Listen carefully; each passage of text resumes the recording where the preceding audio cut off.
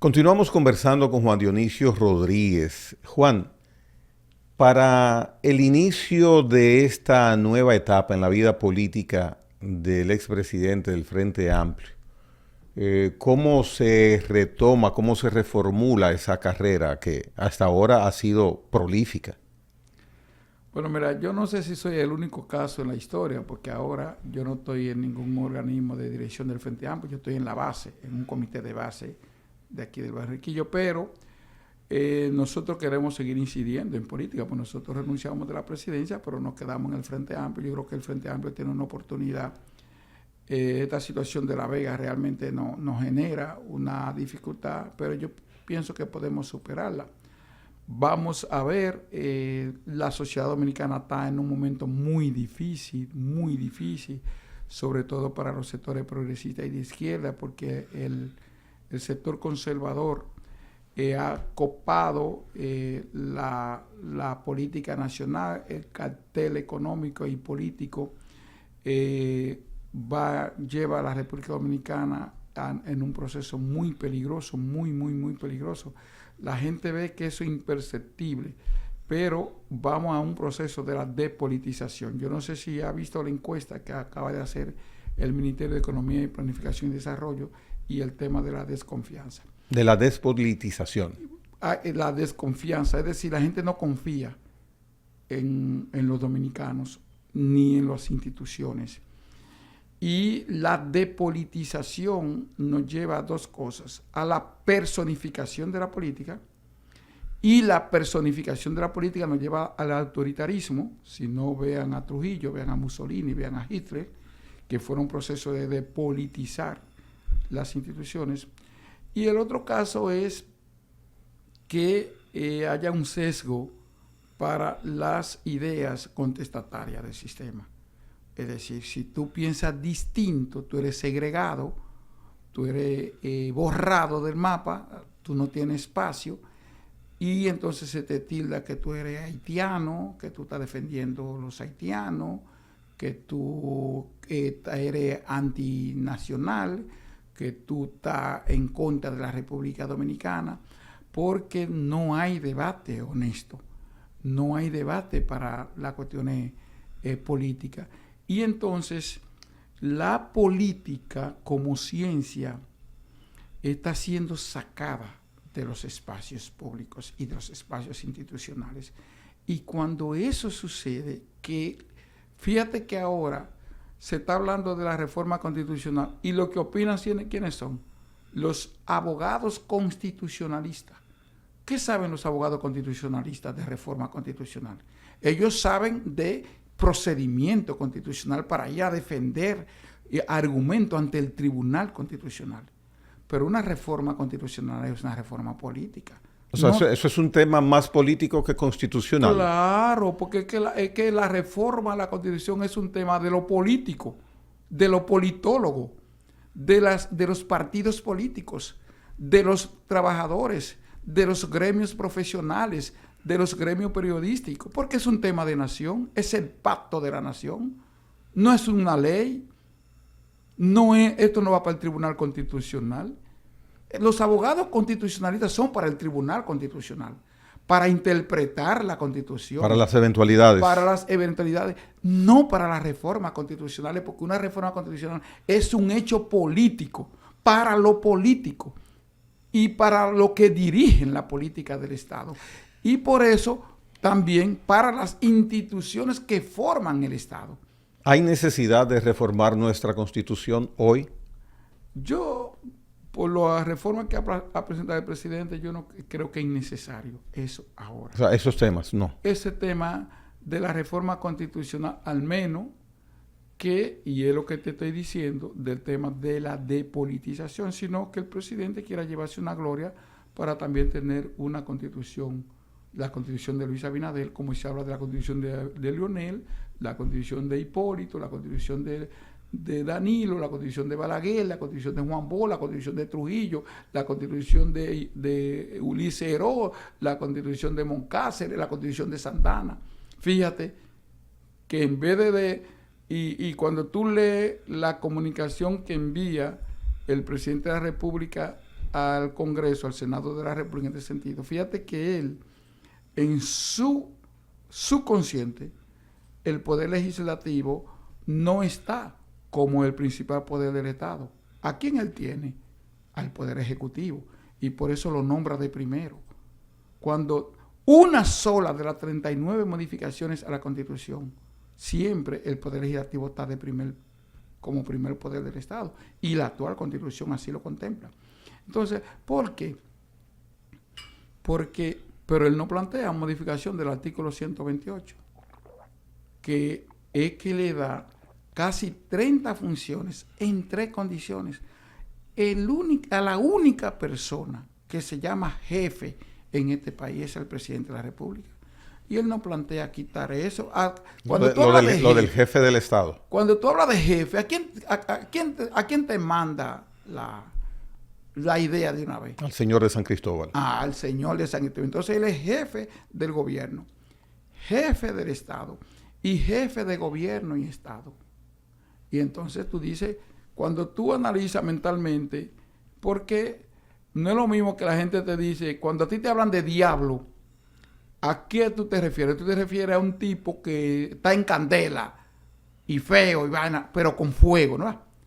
Pero si yo te digo el pájaro malo, te lo imaginas de otra cosa y es lo mismo. Ya. ¿No?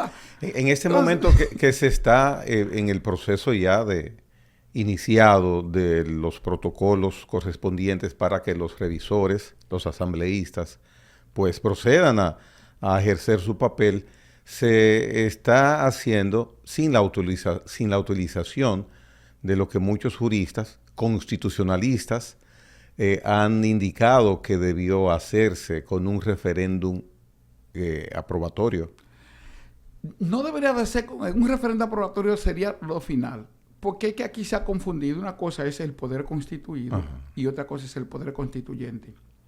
Lo que deberían de hacer esa comisión bicameral es modificar el artículo de la revisión para que diga que la Constitución se modificará mediante una asamblea constituyente y ordenar en la que pueden tener 137 o 153 o 90 constituyentes para que en un plazo de un mes o de 15 días puedan modificar a la Constitución y luego de que se modifique la Constitución hacerlo mediante un referéndum probatorio.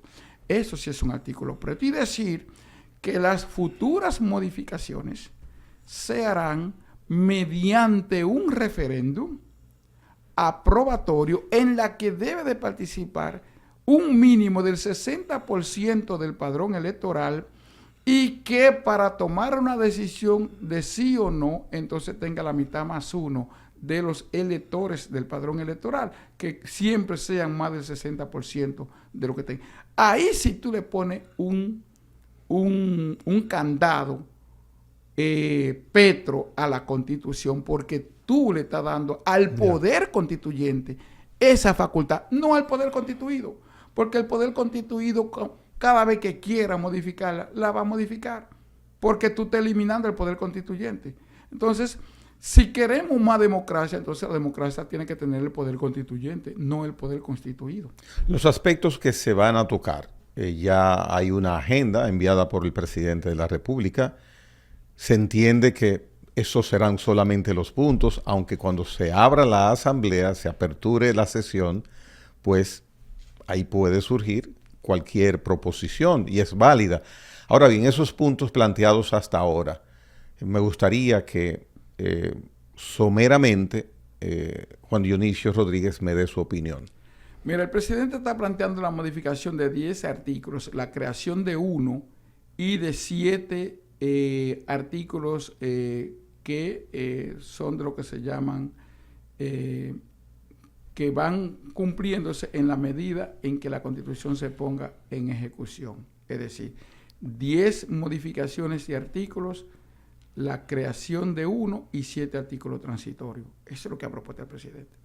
Y cuando tú analizas esos 10 artículos, para mí, los 2 artículos fundamentales es el artículo que él plantea, el artículo 209, que son de las asambleas electorales, y un artículo que yo no le encuentro explicación porque lo refiere al artículo 124, que es el artículo 268, que es un artículo que del 1962 o de la constituyente del 63 nunca se ha tocado, que es la forma de gobierno.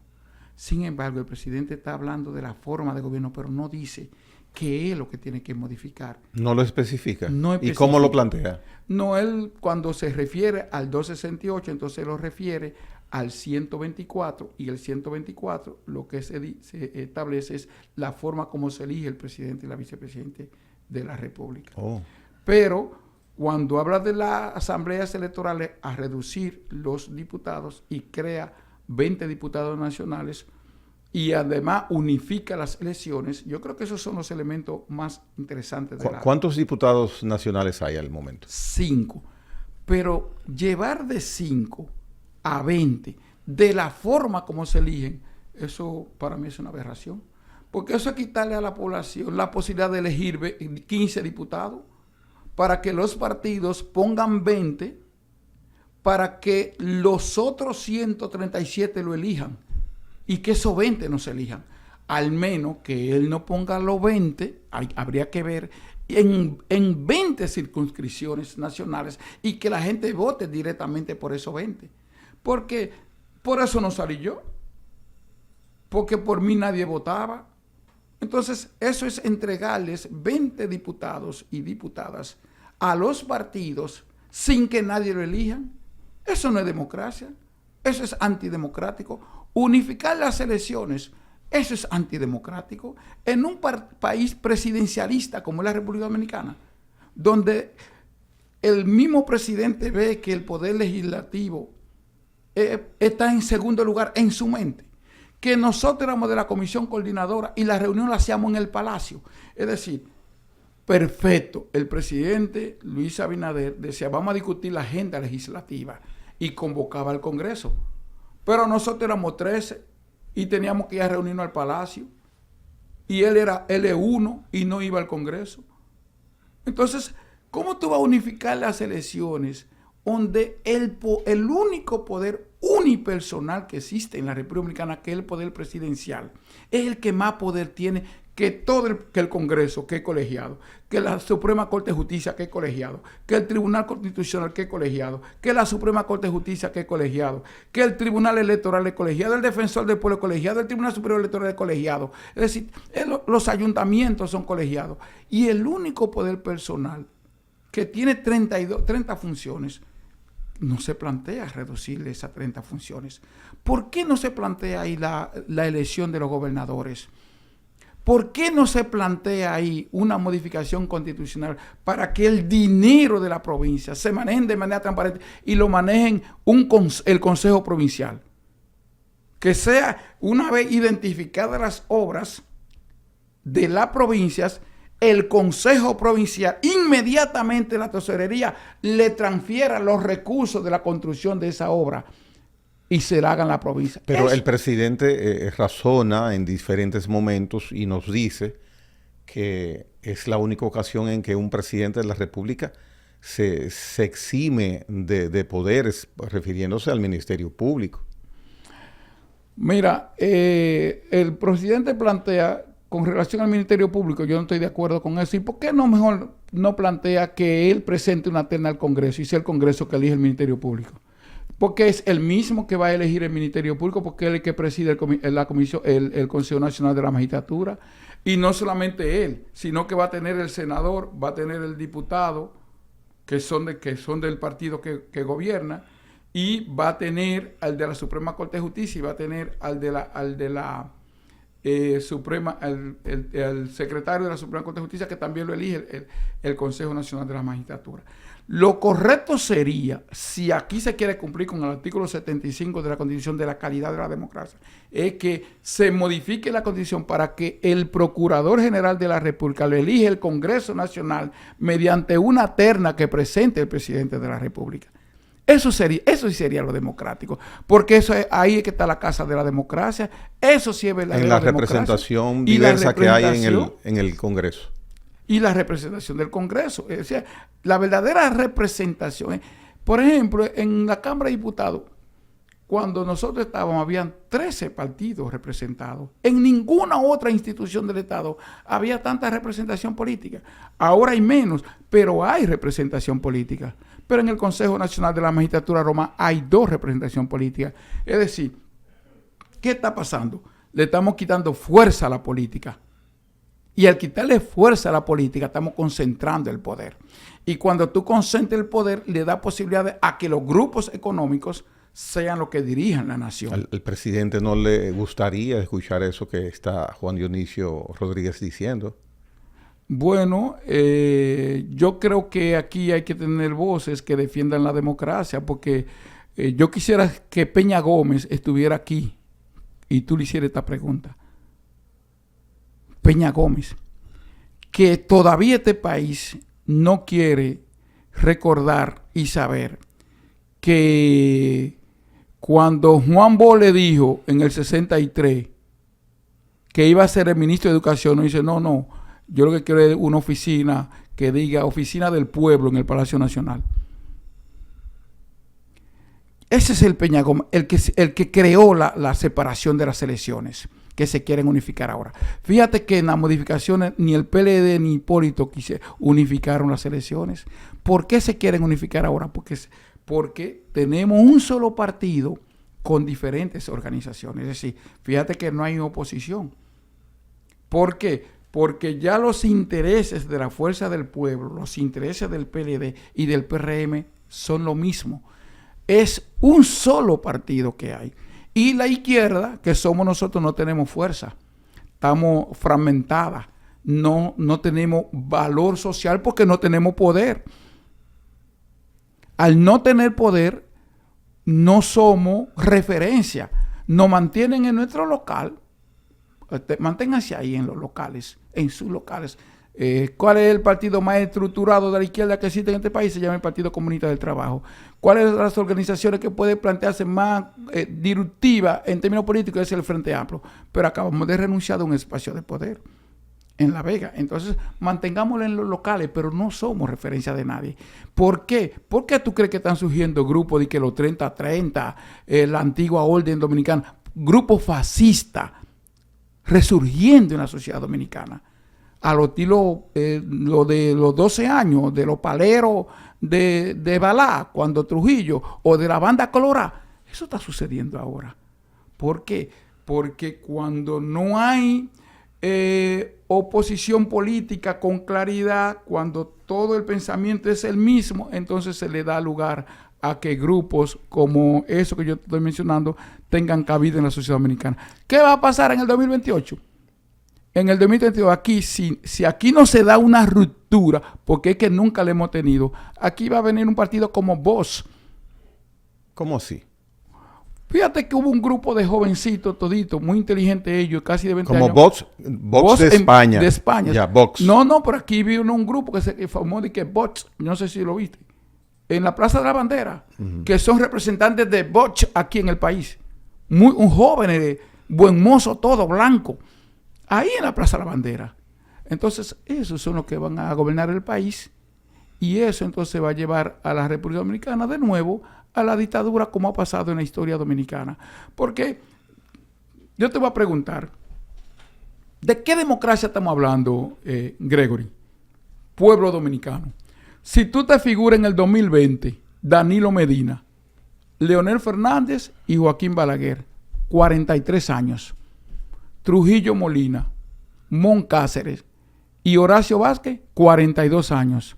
Ulises Heró, Pedro Santana y Buenaventura Báez, 43 años. ¿Tú sabes cuál es el promedio de eso? De 14 años por gobierno. Y yo te estoy hablando del 2020. Desde 2020 y del 1845. Es decir, estoy haciendo... Entonces, cuando tú buscas todo lo que está fuera de eso, ¿qué nos queda? Entonces estamos hablando de democracia. Y cuando la Constitución habla de la calidad de la democracia, ahora estamos queriendo eliminar la democracia. Diciendo, no es que las elecciones generan mucho gasto. No, en la democracia hay que invertir. Lo que aquí se necesita es calidad, cumplimiento de la ley y evitar la corrupción e impunidad. ¿Por qué la Junta no se pone la falda y los pantalones y dice, estamos en veda electoral? Todo aquel que haga un pronunciamiento de carácter político, sea funcionario público o sea de partido, está vedado a participar en las elecciones de 2028 hasta que no se abra la campaña electoral. Pero la Junta tiene albedrío para hacer eso. Pero no lo hace. ¿Y por qué? No lo hace. hace. ¿Por qué no lo hace? Bueno, porque están cogidos. ¿Tú sabes por qué? ¿Por qué? Porque la sociedad dominicana permite esos niveles de corrupción, esos niveles de impunidad para que la sociedad no avance. Y por eso tú ves que cada gobierno tiene un pacto educativo, cada gobierno tiene un pacto eléctrico, cada gobierno tiene su constitución, cada gobierno hace su pacto fiscal, cada gobierno hace su pacto, su amnistía fiscal, porque no hay continuidad del Estado y eso es parte de toda una tragedia del pueblo dominicano. Hay un tema que precisamente el pueblo dominicano tiene sobre sus hombros y es la inmigración amplísima, ilegal, de haitianos en República Dominicana. ¿Qué visión tiene Juan Dionisio Rodríguez sobre ese aspecto? Mira, no es solamente haitiana, sino de venezolana, cubana. Me refiero en este caso a la haitiana, porque de 100 ilegales extranjeros, 95 no son haitianos. Ilegales. Hay que decir que porque el ser humano no es ilegal, y vamos a decir que está en condiciones irregulares. Mira, migratoriamente irregular. El tema migratorio, sobre todo con el tema de Haití, la República Dominicana ha sido muy irresponsable con ese tema. Irresponsable. Ajá, ¿en qué sentido? Tema. Porque todos sabemos cómo se resuelve ese tema. ¿Por qué el gobierno no lo resuelve? ¿Por qué el gobierno no le dice a este país? ¿Por qué este gobierno, no le dice a este país? ¿Por qué ha otorgado casi 900,000 visas a ciudadanos haitianos en estos 4 años? ¿Por qué? ¿Y por qué ha recuperado casi 16 millones de dólares solamente vendiendo visas a ciudadanos haitianos? ¿Por qué se permite el tráfico de ilegales por la frontera? ¿Por qué a las 11 de la noche tuve madres haitianas con muchachitos en las esquinas de los semáforos? Todo eso es parte de una mafia. Todo eso es parte de la corrupción y de la impunidad que no resolvemos. Entonces, queremos hablar de los nacionalistas, de que, la invasión haitiana. Señores, ¿tú sabes por qué los norteamericanos derrocaron a Aristide en el 1992? Porque él dijo, permítanme sacar a Haití de la indigencia para llevarla a la pobreza. Oye lo que te estoy diciendo, el discurso está ahí. Yo quiero sacar a Haití de la indigencia para llevarlo a la pobreza. Y eso le granjeó un golpe de Estado.